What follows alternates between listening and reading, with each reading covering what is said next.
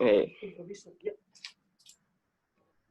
Buenas tardes, compañeros. El objetivo de esta reunión es saber su opinión sobre el tema del que ya habíamos quedado, que si no mal recuerdo, es sobre los derechos de la naturaleza, que en mi opinión la armonía runa, fuera de ser una conjunción de las palabras, intenta ser la representación significativa de la estabilidad, que en un tiempo nuestros antepasados gozaban al ser uno con la naturaleza y no como ahora, donde la Pachamama ha pasado de ser una propiedad dudosa de la industrialización, ya que la Constitución del Ecuador se establece que la naturaleza o Pachamama, donde se reproduce y realiza la vida, tiene derecho a que se represente integralmente su existencia y el mantenimiento y regeneración de sus ciclos vitales, estructuras, funciones y procesos evolutivos. No sé ustedes qué piensen de esto.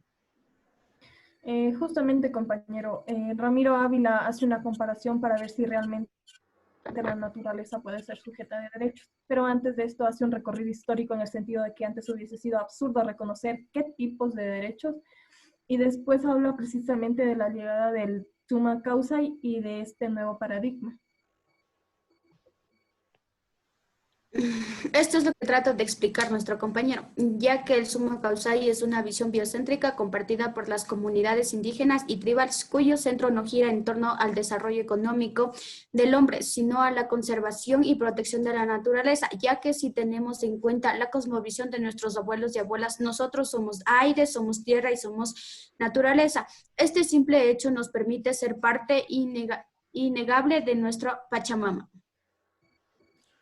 Como lo mencionó mi compañero, básicamente Ramiro Ávila contrapone un pensamiento del sur a un pensamiento del norte y sostiene que la evolución clásica del reconocimiento de los derechos, que por ejemplo el garantismo que proponen algunos autores, es propio al modelo europeo y por ello no pueden satisfacer las necesidades de Latinoamérica.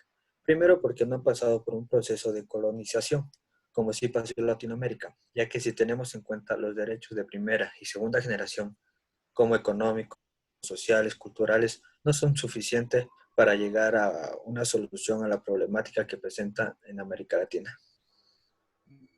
Yo quisiera hacer una acotación en especial acerca de los movimientos indígenas y el porcentaje del Ecuador mismo. Y es que si es bien cierto, nosotros podemos ver el último censo que tuvimos, que si no me equivoco es de 7.6% a nivel nacional, pero si analizamos los últimos movimientos sociales, como el paro, nos damos cuenta que el movimiento indígena ha ganado mucho más espacio y además las personas han ganado más empatía y conocimiento frente al movimiento indígena. O sea, la falta de recursos y la falta de conocimiento es lo que muchas veces ha hecho que los pueblos y las personas no se autoidentifiquen como indígenas. Yo quisiera preguntarle a Leslie, espero y puedas responderme. Ávila habla de que en el Ecuador el problema es que solo se ha establecido dentro de su constitución, lo que son principios, pero no lo materializa. En cambio, Bolivia ha cambiado de incluir a la población indígena de una manera más amplia. Por ejemplo, tiene un tribunal donde se trata de resolver los problemas acerca de la población indígena, pero no dice que en Ecuador no se materializa. Si por ejemplo podemos ver que hasta cuando se trata de conseguir un empleo se les da una cierta ventaja dentro del servicio público. Ramiro Ávila hace comparación del uno al otro de manera particular. Por ejemplo, se pone el caso de Bolivia, que incluso el Tribunal Constitucional de manera obligatoria tiene que, bajo el principio de plurinacionalidad, tiene que estar todas las nacionalidades incluidas a la hora de tomar decisiones. Lo que te quiero decir con esto es que nosotros, si podemos, lo que tú dices, se los conoce como aspectos de discriminación positiva. ¿Qué son los derechos de la naturaleza?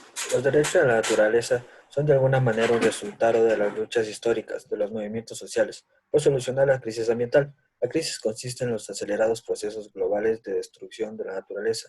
Es tan dramática la situación que incluso se está poniendo en riesgo la propia existencia de la vida. El deterioro avanza a ritmos vertiginosos, sofocando las condiciones que hacen posible la vida en el planeta. La crisis ambiental es ocasionada por un sistema económico y modelo de vida que nunca consideró los límites naturales, sino que por el contrario, para dominar la naturaleza, lo ha desconocido y ha confiscado. En fin, nosotros le pertenecemos a la naturaleza, mas no ella a nosotros, y eso debemos tener muy claro, ya que eso es lo que profetizan las comunidades indígenas. y es lo que llevan a una armonía plena entre la Pachamama y los seres humanos. Tanto como nosotros, la naturaleza tiene derechos, pero esto se ha venido perdiendo debido a la industrialización que existe hoy en día. Y no nos detenemos de un momento de pensar, pero eso está destruyendo demasiado nuestro entorno. Y ahí es donde entra la Constitución, ya que el Ecuador ha implementado el summa causa desde el 2008, pero no lo emplea, solo se quedan escritos, pero los hechos no los vemos. Ahí es donde debemos poner énfasis y por lo menos aportar con una pequeña parte al cambio, es decir, que los derechos de la naturaleza y en sí todo el summa causa sea empleado. Muchas gracias.